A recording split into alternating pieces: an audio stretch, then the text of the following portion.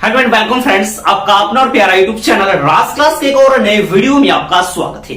तो इस वीडियो में हम बात करेंगे बिहार बोर्ड क्लास 10th वाले जो विद्यार्थी हैं उन्हीं सभी के लिए वीडियो है सबसे ज्यादा महत्वपूर्ण। जो 2023 में इस बार एग्जाम देने वाले हैं क्लास 10th के बिहार बोर्ड के जो विद्यार्थी, उन्हीं के लिए इस वीडियो में हम बात करेंगे। और यह जो वीडियो है आपका हिंदी सब्जेक्ट है उसी का यह वीडियो है। यह वीडियो उसका पार्ट सेकेंड है। पार्ट फर्स्ट अगर जो आप लोगों ने नहीं देखा है तो डिस्क्रिप्शन में लिंक है, लिंक पर जाके उस वीडियो को पहले देख लीजिए पार्ट फर्स्ट। क्योंकि पार्ट फर्स्ट में हम व्याकरण का जो सेक्शन होता है, व्याकरण की पूरी डिटेल और जो महत्वपूर्ण जो प्रश्न है ना, कौन सा प्रश्न आपके बोर्ड एग्जाम में आएंगे मेरे दोस्त, आएंगे ही आएंगे, उसी प्रश्न के बारे में वीडियो में हम पार्ट फर्स्ट में बातें किए हुए हैं मेरे दोस्त। और उसी का यह पार्ट सेकेंड है। यानी इसमें हम जो बात करेंगे वह किताब से बात करेंगे।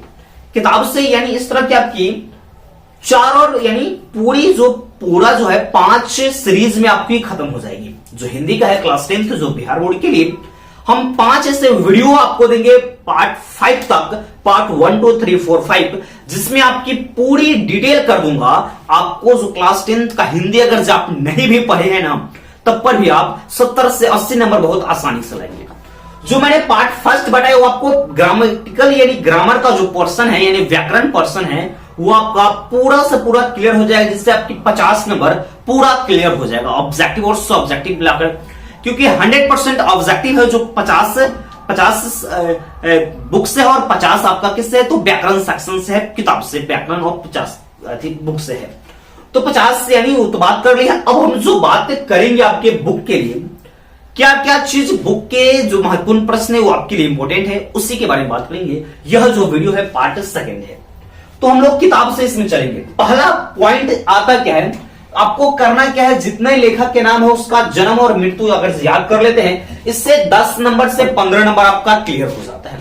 क्योंकि यह आपकी 7 नंबर का क्वेश्चन पूछता है कि हाँ 20 के दांत के लेखक कौन है, इस तरह से। उसके बाद बहादुर कहानी के लेखक कौन है, इस तरह से मिलान करने वाला वो 7 नंबर का। और ऑब्जेक्टिव में भी पूछता है और जन्म और मृत्यु भी पूछता है और महत्वपूर्ण रचनाएं भी उसमें पूछ देता है मेरे दोस्त। इसलिए मैं बात बता रहा हूं कि लेखक के नाम, जन्म और मृत्यु को पूरा डिटेल करके अच्छे प्रकार से मेरे दोस्त उसको याद कर लीजिएगा। अगर जो नहीं आपको कि ये याद कैसे करें, तो उसके लिए भी मैं आपको एक वीडियो दिया हूं, बहुत पहले एक वीडियो दे दिया था जिसमें लेखक के नाम को किस तरीका से याद करते हैं हम लोग ट्रिक वाइज, उस सब आपको मैं बता दूं। आप जैसे जाएंगे प्लेलिस्ट में हिंदी का सेक्शन होगा क्लास 10th के लिए, तो उसमें आप पूरे chapter wise chapter question answer है और लेखक का नाम किस प्रकार से याद करेंगे उसको भी आपको उसको ट्रिक वाइज में उसको हम आपको समझा दिए हूं। और उसके बाद हम समझते हैं लघुत्तरीय प्रश्न। जो आपके 2 नंबर वाले जो प्रश्न है वो आपको डिटेल करके इसका क्वेश्चन और आंसर सब हम आपको समझाते चलेंगे मेरे दोस्तों। तो पहला नंबर क्वेश्चन क्या आता है, लेखक किस विडंबना की बात करते हैं, विडंबना का स्वरूप क्या है। तो लेखक जो बाबा साहब भीमराव अम्बेडकर वो विडंबना की बात करते हैं कि इस युग में भी जातिवादों की पुस्तकों की कमी नहीं है, और इसी तरह के विडंबना की बात वह करते रहती है। अगर जो मैं आपको जो प्रश्न आपको हिंदी का दे रहा हूं, अगर जो इसका आंसर आपको नहीं आता है तो मेरे भाई बेझिझक बिना समस्या का आप हमें कमेंट करेंगे कमेंट सेक्शन में, जो आपके लिए हम हिंदी का जिसका आंसर नहीं आता उसके लिए भी हम आपको वीडियो दे देंगे मेरे दोस्त। या आपको टेलीग्राम ग्रुप पर आपको मिल जाएंगे, टेलीग्राम का लिंक हमें डिस्क्रिप्शन में है, जाकर उस ग्रुप से ज्वाइन हो जाएगा। जो आपके लिए इंपॉर्टेंट क्वेश्चन आंसर उसमें हम देते रहते हैं मेरे दोस्त। फिर आता है दूसरा नंबर प्रश्न क्या है, जाति प्रथा भारत में बेरोजगारी का प्रमुख और प्रत्यक्ष कारण कैसी बनी हुई है। तो जो जाति प्रथा है भारत में बेरोजगारी का प्रमुख और प्रत्यक्ष कारण बनी हुई कि जो भारत में है अनेक धर्मों के मानने वाले, अनेक जातियों के मानने वाले यहाँ पे लोग रहते हैं। और इसमें क्या होता है, सभी लोगों को अपने धर्म के अनुसार उसकी जाति का पेशा जो होता है ना वही चुनने का अनुमति रहता है, अपने धर्म के विरुद्ध पेशा चुनने की अनुमति नहीं रहता है। इसीलिए यह प्रत्यक्ष कारण बनी हुई है और अशिक्षा भी यहाँ पे प्रत्यक्ष कारण बनी हुई है।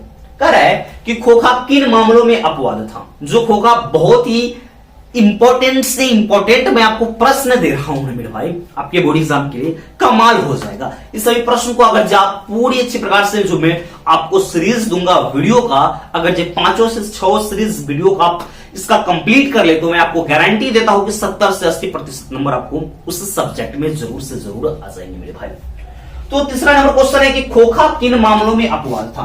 तो खोखा जो है अपने जीवन के नियमों का अपवाद था। जीवन के नियमों का अपवाद का मतलब समझिएगा मेरे भाई, क्योंकि इसके जो खोखा के माता पिता जो सेन दंपति साहब थे वो बुजुर्ग हो चले थे, बूढ़े हो चले थे, और तभी खोखा का जन्म हुआ। यानी उनको उनके 5 पुत्रियां हो गई थी और उनके जो बेटे की उम्मीद कोई भी बाकी नहीं रह गई थी, सभी आशा को छोड़ चुके थे, तब वो खोखा का जन्म हुआ।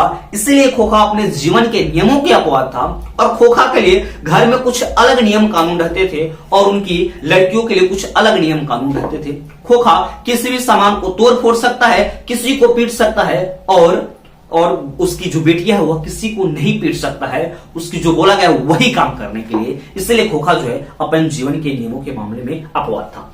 क्योंकि जो आप क्लास यानी ऑफलाइन जो क्लास आप लोग करते होंगे ना, वहां पे सभी प्रश्न का उत्तर आपको दिया गया होगा, पढ़ाया गया होगा, आपको समझाया गया होगा बहुत बारीकी तरह से। अगर से वहां से अगर जिसका आंसर आपको याद है तो कोई दिक्कत नहीं मेरे दोस्त, इस प्रश्न को आप लेकर चलिए ना, आपके लिए रामबाण साबित होगा, बहुत कारगर साबित होगा मेरे दोस्त।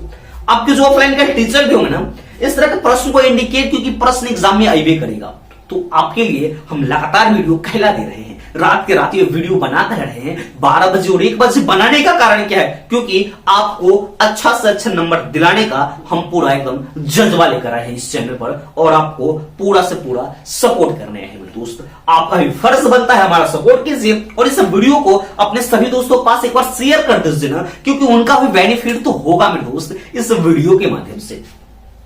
ये तो क्वेश्चन हम लोग 3 नंबर क्वेश्चन समझ गए। 4 नंबर आता है, लेखक की दृष्टि में सच्चे भारत का दर्शन कहां हो सकते हैं और क्यों? तो लेखक की दृष्टि में जो सच्चे भारत का दर्शन है ना, वो गांवों में हो सकते हैं, गांवों के लोगों में हो सकते हैं, क्योंकि शहर में उस तरह की वातावरण रहती नहीं है और गांव में सभी एकदम अच्छे मगन रहते हैं, सभी हिलमिल कर रहते हैं, बातचीत करते हैं और अच्छी प्रकार से जीवन को व्यतीत करते हैं। इसीलिए जो लेखक है ना, वह कह रहा है कि सच्चे भारत का जो दर्शन है ना, वो गांव में, भारत के गांव में जाइएगा और गांव के लोगों में, क्योंकि वहां पे देखिएगा शाम के शाम सभी लोग अपने दुख की बातों को चर्चा करते हैं, कि सुख दुख की बातों को चर्चा करते हैं। गांव में किस तरह से बच्चे बूढ़े जवान एक साथ बैठकर अपनी आनंद लेते हैं, अपनी बातचीत करते हैं, कुछ जो समस्या उसको समाधान भी वह करते हैं। लेकिन शहर में इस तरह की परिवेश नहीं, इस तरह की प्रवृत्ति शहर में नहीं है मेरे दोस्त।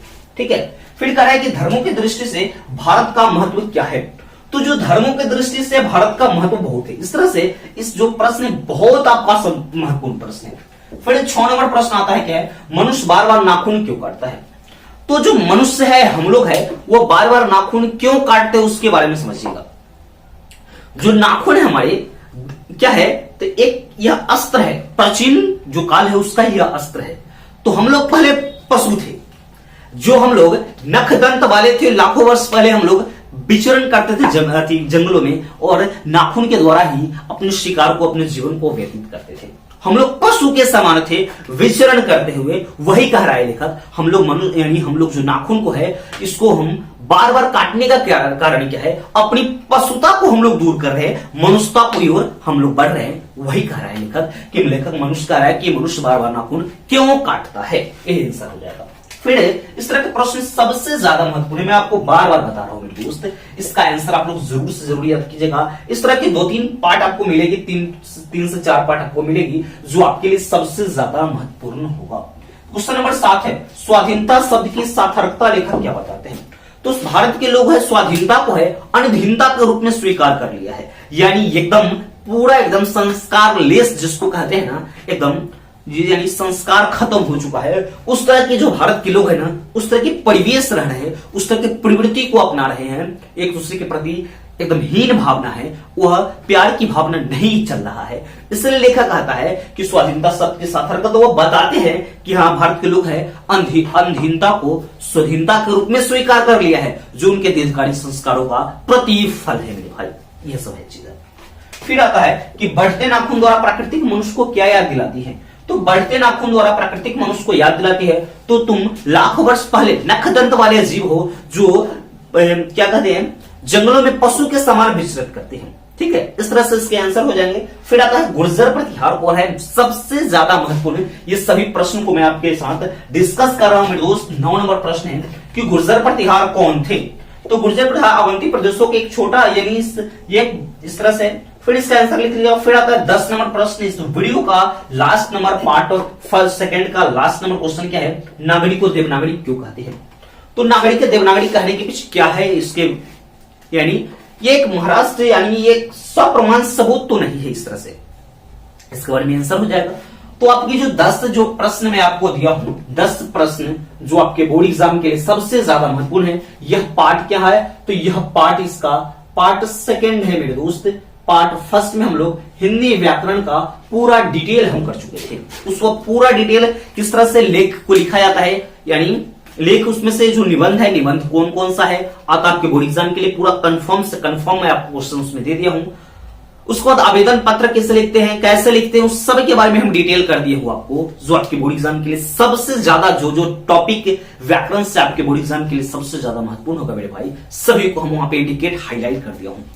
अब हम जो बात की इसमें वीडियो में की, इसमें सिर्फ किताब से है, किताब से प्रश्न, किताबी जो प्रश्न है सभी को हम डिस्कस करते चलेंगे, समझाते चलेंगे। बहुत अच्छी प्रकार से मैं आपको समझाने का प्रयास किया हूं मेरे दोस्त, कि अब ये नहीं कि मैं जो आंसर बता रहा हूं वही आप याद कीजिए, ऐसी भी सही बात नहीं है। अगर से आप ऑफलाइन क्लासेस जहां पे पढ़े हैं, अगर से वहां पे इसका आंसर को अगर दिखाया है, वह प्रश्न का आंसर आपको अगर से याद है, सिर्फ प्रश्न यहां से आप ले लीजिए ना, आंसर वहीं से लीजिए ना, कोई दिक्कत नहीं है, आपको बहुत अच्छा से अच्छा नंबर आ जाएंगे मेरे दोस्तों। इस वीडियो को सभी दोस्तों के पास एक बार जरूर शेयर कर दीजिएगा।